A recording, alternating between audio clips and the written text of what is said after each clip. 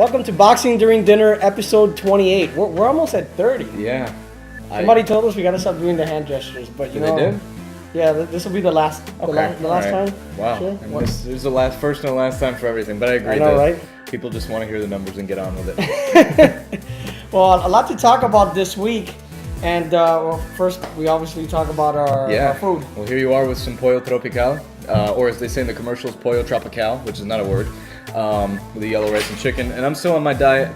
I got myself a little salad here with a few croutons. I'm trying to cut that weight and get those abs so the girls like me. I've actually gained weight since I got back from, since I got married, I've gained 8 pounds. That's kind of required, isn't it? It's part of your job description as a husband. I want to be fat by episode 50. You gotta let yourself go. I'm not gonna fit in here. But I also want to mention, got a haircut today. Wow. Primo's Barbershop here on US 1 and close to Dayland Mall. Yeah, I cut my hair today too, in Dave Barry's shower, which was I paid nothing for it, and it was a good haircut, so I'm happy. Exactly. Yeah. I'm gonna take you there to get a haircut. It'll be over fast. Yeah. Or it could get weird. Let's just transition into boxing. So we have a guest here today. You've seen him here before on Boxing During Dinner. Yep. And he's gonna be fighting November 5th for the WBC USNBC. Yep, it's a vacant junior middleweight title against Elco Garcia. So we'd like to bring in Joey Twinkle Fingers Hernandez. All right. The future champ. So Joey, your fight is coming up against Elco Garcia. You know, he's fought Vernon Forrest before. He's a veteran. It's a good fight on a Don King card. So how do you feel for the fight? No, I feel great. I've been training like never before. I have a tough guy in front of me, a typical Mexican, ugly, big guy that comes forward. He's fought some decent people, and he looks like he's fought out of his weight class. So he's getting down to 154. He is a big 154 pounder, but I feel he's one-dimensional, and I'm gonna box his shoes off. When you were last here, you were talking about how difficult it was to get fights. Fights just kept on falling through. But since then, you signed with Don King. How did that come about, and how do you feel signing with the legendary promoter? Well, it was a risk. I was getting, from the outsiders, you always hear different things that, oh, he's a crook, he's this, he's that. But I mean, he's made fighters the most money that any other promoter can make them. And I feel with my style, he's not going to put me on the shelf. You can't put someone like me on the shelf that brings what I bring to the table, locally at least, to save me. But nationally, he'll blow me up, and I feel like with my style and him together, big things will happen. I was managing and promoting myself, getting on cards, doing what I can. And like I said, I couldn't find fights, so I said, let me make the step to the right man. And the right man, I feel, is Don King. And look, within a month, he got me a fight in DR, and I'm fighting for a title fight. When there's a couple rumors that he said, depending how I look, I will get a big fight, probably January, February next year. That's excellent. Now this is a question that always comes up too, and obviously you fought in the DR not too long ago, but that was a fight that lasted a round. Yeah. Do you have any concerns about ring rust, especially against a come-forward fighter? I mean, maybe you could argue that the only time you really had difficulty in the ring is if you start to trade with some of these guys and try to play their game a little bit. Are you worried about ring rust? I guess there's two questions there. And then what is your strategy to kind of throw off a guy who fights one-dimensionally, as you said? Well, the ring rust hasn't really crossed my mind. More the anxiety than pressure to fight in front of a man like Don, and to fight in my hometown. I haven't fought here since October of 2010, I believe. Yeah. So it's been a while, and of course, a lot of people are coming out to see me. I heard Rick Ross, I heard Khaled, I heard a lot of big names are coming to see me. Tyson's going to be there supposedly. And not only that, just the pressure of fighting in my hometown in one of the biggest fights of my life. To me, this fight's bigger than Ed, it's bigger than Angel, because I know, depending how I look, which I know I'm going to be sensational, big things can happen after this. So it's my first time going 12 rounds, and of course I'm thinking, 12 rounds, but that's why I'm training hard, and I feel I can't let the crowd get behind me, even though I have a big heart and balls, and I like to trade. I just got to stick to my game plan and box him. If I move, I feel like he can't touch me. I'll make him look bad. Right. And that's one of the things you said last time we spoke to you, is that in years past, your tendency was maybe to be a little less disciplined. You had maybe let your excitement get the best of you in the ring to want to trade with some of these guys. And you had said, you started to dedicate yourself more to your craft because you realize that you have a skill set that is unique, and if you exercise that in the right way, that the sky really could be the limit for you. Is that really still your mentality, and what do you think is up next for you when you get past Elco Garcia? Yeah, well, my legs and my being a southpaw and boxing is my biggest asset. So I feel if I stick to it, I can go places. I can't let, my will and everything get behind me with the crowd and stuff like that. But this is a big fight, a big test. People want to see who Joey Hernandez is. It's going to be nationally televised, so a lot of people are going to be, who's this guy, talks a lot of shit. And Elco Garcia is the man that I have to beat, and I will beat, and I know big things are going to happen. I've heard rumors of me fighting Bundridge. I've heard of me and rumors fighting Canelo. There's a couple things going on, so I don't want to rush my career either. But someone like Bundridge in the near future, he's an old, washed up champion. I don't know how. I don't see much of him. But yeah, this is a fight that I need to win. I will win, and it will be tough, but I will surpass all this. Tell me how you really feel about K9. No, signing with Don King, did that play a part that he has a piece of Cornelius Bundridge and he has other 154 pounders? No, Don's the man. Don's he's the man. Look what he does. He puts Mike Maroon and Gamer Jones together. Obviously, he has the winner. He puts me and Bundridge together. I'm the new guy coming up. Of course, he wants me to win because I'm more marketable. I'm TV friendly. Look at me. Okay, so it's like, he's the guy's a brain, and they say, yeah, he's taking money from all these kind of people, but he's made these guys millions of dollars. So it's like I said, I think he's the right man. And November 5th, I feel ready, and I feel the way I should be, right. And speaking of the 154-pound division, it's a division with a lot of talent. I mean, you mentioned Canelo. You got Alfredo Angulo, James Kirkland, who is gonna fight Angulo. It should be a barn burner of a fight. Yet there's a fight that's gonna be fought for the number 2 IBF contender. It's an eliminator between Jorbis Barthélemy, who was in jail for about 7 years, only fought once since, and Charles Whitaker, who I haven't seen him in a prominent fight in forever. Does it bother you when stuff like that happens in boxing, that they get that type of shot, and younger fighters like yourself and Ed Paredes and even Angulo don't get that type of shot when they deserve it? Well, it's funny because Charles Whitaker's manager, when I was by myself, promoting myself, had hit me up on Facebook and said if I would fight him in the Cayman Islands. I said no, I would fight him in the States.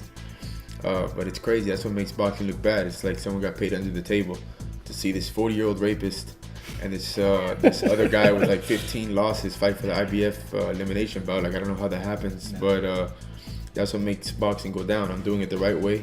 I have somebody tough in front of me that I'm gonna beat bad, and then I'm gonna get the fight I need, I deserved, and that's the fight that I'm looking at. So it's a lot of pressure. Like, it's a lot of anxiety and pressure because boxing is not like baseball. You sign a contract, you're getting this. It's not like football. You gotta win big fights to get big money, and this is one of these guys that are in front of me. And depending how I look, which I know I will look great, big things are going to happen after this fight. And just to clarify, that when he said 40-year-old rapist, he meant Jorbis Barthélemy, who's actually served time in a penitentiary for such convictions, for sexual misconduct, if you want to call it that. But Joey's a fan of boxing. Aside from just being a boxer, what do you think of this weekend's fight between Nonito Donaire and Omar Narvaez? I mean, Narvaez got shut out, but he was a tough fighter fighting Donaire. I mean, Donaire was walking through everybody, couldn't knock out the Argentinian. Yeah, but the Argentinian was a little bit defensive on his part, but Nonito Donaire is the truth. He's good, and for me to say someone's good, he's great. He can punch, he can box, he's a southpaw, he has charisma, and guys like that make boxing look good.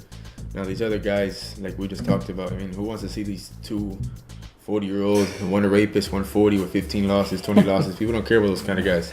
But Nonito Donaire is the truth, and he's a great fighter. I'd like to see how he does when he moves up in weight. Yeah, there's talks, the latest rumors that he wants to get in the ring with Jorge Arce in his next fight, moving up to 122. And he'll kill Arce. And you can see why. Donaire was really frustrated, and that to me makes him even more likable. Is that he was in Madison Square Garden. He wants to put on a show, and he fights a guy. This was to me reminiscent of Pacquiao versus Joshua Clottey, a guy who was literally looking to expose himself on a larger stage just to catch a paycheck and get out. And Donaire wanted to, he wants exciting fights. He doesn't want to just win. I mean, he shut this guy out 120, 108 on all 3 scorecards, and he was not satisfied. But he wants to get in with a guy like Arce because he knows he'll trade. And I feel like there are very few people when trading. Right, Dylan? Right? Dylan agrees. Like boxing? Is it boxing? No. Wrong answer. I think he's going to be a baseball player. Basketball. Basketball? But I think he's going to do just fine at 122, even at 126 should he choose to go there. And if he gets in the ring with Arce, with all respect to Arce, he's not on Donaire's level, and it's not a criticism of him. I mean, who is? Outside of maybe 3 or 4 other fighters in the sport, Donaire's up there. And I hope he gets a fight like that where he has a chance to showcase, his skills against a guy who will fight him. I think he'll smoke him. And another fight that could happen with Nonito Donaire could be Wilfredo Vasquez Jr., who might fight Jorge Arce, and I think in a rematch will be Jorge Arce. I mean, he just got tired in that first fight, but I really don't think Donaire will get a big challenge unless he moves up to 126. Which there's already been rumors and talks about fighting Gamboa. They both fight under the Top Rank label. And that should be an interesting fight if Donaire ever gets into the ring with Gamboa. Gamboa being a little bigger, he's not afraid to trade, and he's going to be in there. He's a fast fighter as well. Yeah, it's I'm glad I don't have to predict that fight as of yet because I think Gamboa's still got some flaws in his game, but because of the X factor of his power and his speed, I mean, that's an X factor that very few fighters have, and Gamboa can change a fight at any minute, So I love talking about this hypothetical stuff, even though it's it's not happening. I would love to see the fight, but I wonder if Gamboa is going to be too far north and wait. Maybe he's even talking about going up to 135 quickly, and I think that's a possibility. Meanwhile, Donaire is even yet to go up to 122, so I think Gamboa's got the power. He could fight at 126 and knock out 135 pounders. So when he goes up to 135, it also depends on how people carry their weight up. Victor Ortiz is somebody who carried his weight up well. You saw him put a beating on Berto. There's other fighters like Paulie Malignaggi who seems to have never had any power, but maybe carried a little bit more when he went up to 147. So it's tough to say what that limit is for some of these guys. Marquez, Marquez is an example of somebody who probably should have never fought above 130. And at 135 has probably lost a little bit of his power. I mean, he goes even further north. I know that's a tangent, but so it'll be interesting to see. Gamboa can carry his power. It's yet to be seen. It'll definitely be interesting to see how Donaire moves up in weight and his body develops. Because he is working with Victor Conti, and I don't say that in any negative terms. I mean, Victor Conti, for as tainted as he is a genius. I mean, he developed in Balco some crazy stuff. Whether it was illegal or not. And ever since, he's been working with some athletes, Marlon Byrd being one of them, Andre Berto. And he's he's had success with them and Nonito Donaire, and his methods seem to be working. So I don't think it's a negative working with Victor Conti, as long as he's not shooting steroids, which he can. He gets tested in every fight. Well, the latest person actually who's mentioned to jump on board with Victor Conti is Kelly Pavlik. They're talking, in his return, there's also a rumor that he would be working with Conti, but in addition, maybe trained by Robert Garcia. Robert Garcia said he doesn't know about it, which to me means he absolutely knows about it. And it'd be interesting to see if Kelly Pavlik is really committed. I'm going on tangents tonight, aren't I?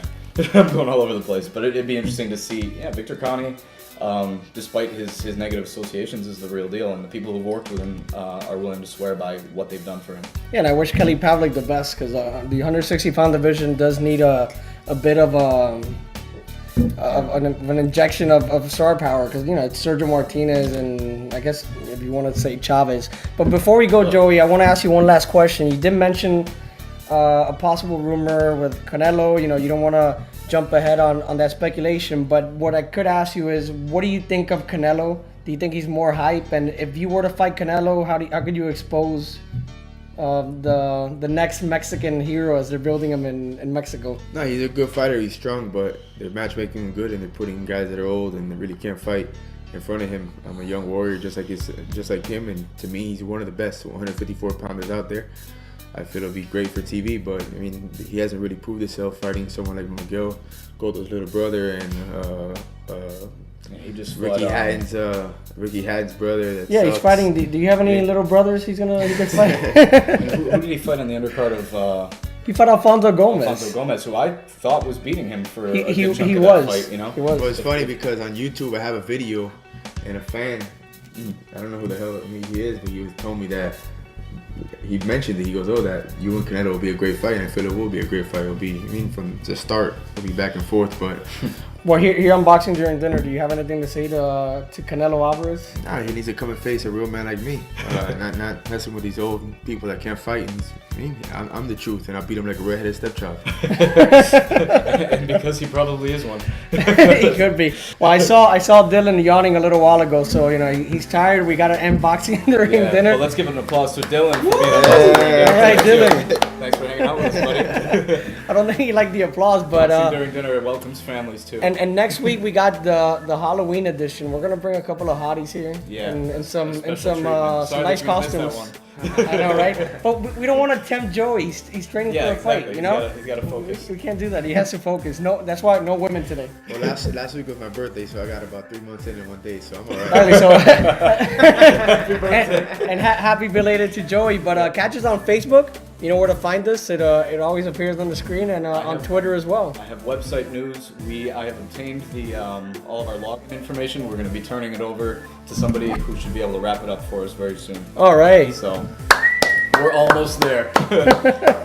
I do have Twitter, Joey Hernandez _, and I have a website, joeyhernandezboxing.com. Check me out. And we'll also link to that on the Boxing During Dinner pages. Joey's a local guy. He's been a big friend of our shows.